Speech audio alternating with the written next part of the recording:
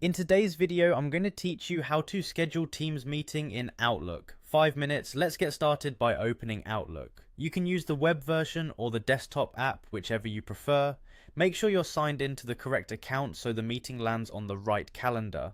Next, head to your calendar, look for the option that enables a Teams meeting. Depending on your layout, you might see a Teams icon or a switch labeled Teams meeting when you create a new event. Click it. This adds the Teams conferencing link to your invite automatically, so everyone will have a join button when the time comes. Now add a clear meeting title, think of it like a headline, something that tells people exactly what to expect, such as Project Kickoff or Weekly Check-in.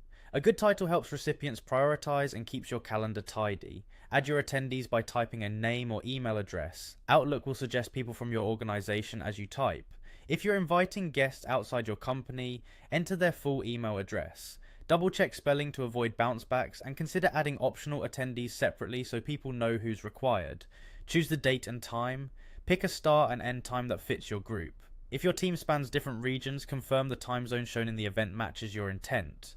You can also glance at your calendar overlay to spot conflicts. If available in your version of Outlook, the scheduling assistant is a helpful way to see when everyone's free. In the event details area, add context. Write a short agenda or key objectives so participants arrive prepared. You can paste links to documents or attach files that you'll review together. The location field should automatically show Microsoft Teams meeting once you turned on Teams. Leave that as is so the join link stays intact.